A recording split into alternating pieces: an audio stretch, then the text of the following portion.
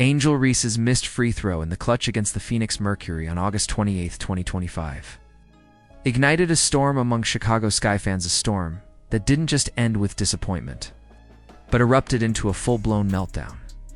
With the game on the line, Reese had a chance to trim the deficit to a single point and keep Chicago's upset dream alive.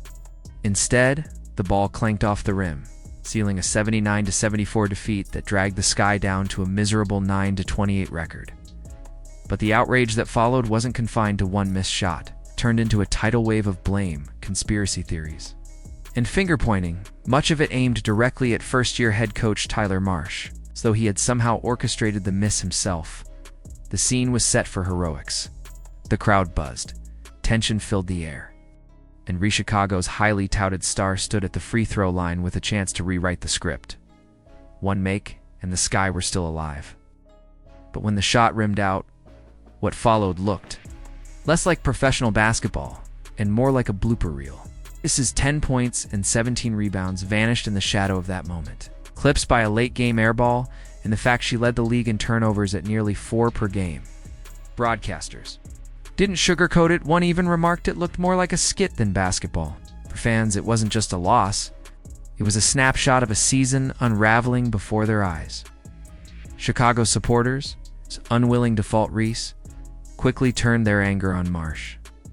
Social media lit up with accusations, poor play calling, outdated schemes, questionable rotations and sabotage.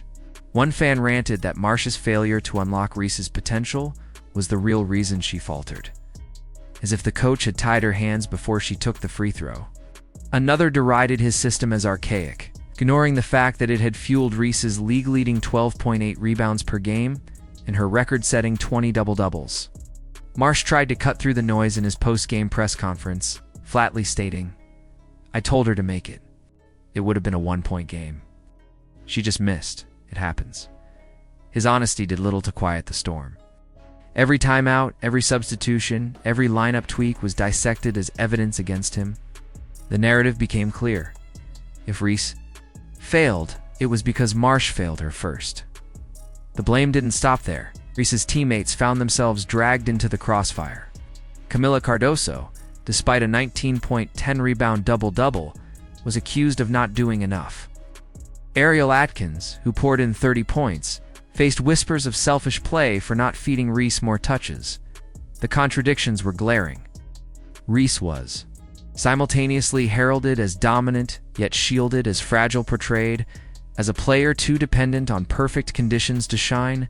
Excuses piled up. Her July back injury, her minutes ramp up after returning, even officiating bias. But for critics, the pattern was unmistakable. Whenever Reese fell short, someone else always took the blame.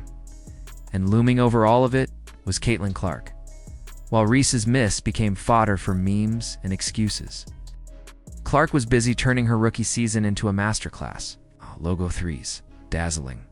Assists, clutch performances. Clark elevated the Indiana Fever from league afterthought to playoff contender. Their 19-16 record was proof of her impact, as were the sold-out arenas and undeniable TV ratings spikes every time she played.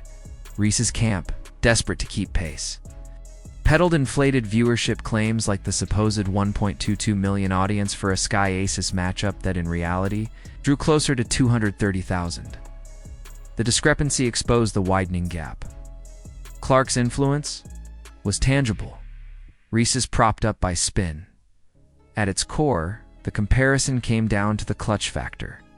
Clark thrived when the pressure peaked. Reese faltered.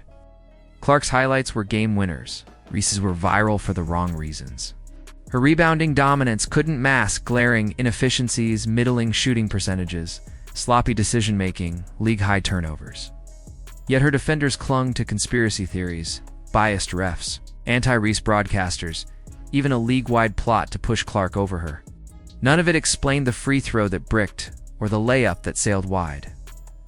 For Marsh, storm underscored the challenges of inheriting a team in transition. Sky's roster churn, injuries, and league-worst turnover numbers painted a grim picture. He admitted throughout the season that adjustments were needed, designing actions to showcase Reese's rebounding and playmaking. But those nuances were lost in the outrage. Fans needed a scapegoat, and Marsh was the easiest target. His fiery ejection against Connecticut only added fuel to the idea he was out of his depth, even as it showed he was fighting for his players. In the end, Chicago's struggles stood in stark contrast to Indiana's rise. Clark's leadership and execution redefined expectations for the Fever. While Reese's double-doubles often rang hollow in defeat, her milestones fastest to 800 rebounds, surpassing legends like Sylvia Fowles, were impressive, but came without the wins to back them. The missed free throw against Phoenix didn't just cost Chicago a chance at victory. It became a symbol of a season defined by excuses, frustrations, and unmet expectations. The comedy, if you could call it that, was in the contortions fans made to defend her. Marsh was blamed, teammates were blamed, refs were blamed, anyone but Reese herself. Meanwhile, Clark needed no defense. Her game spoke for her. Reese, for all her grit and potential, remained a work in progress. Her weaknesses exposed under the spotlight. Till she sharpens those edges, the comparisons to Clark will keep stinging, and the sky will remain trapped in the cycle of blame rather than breakthrough.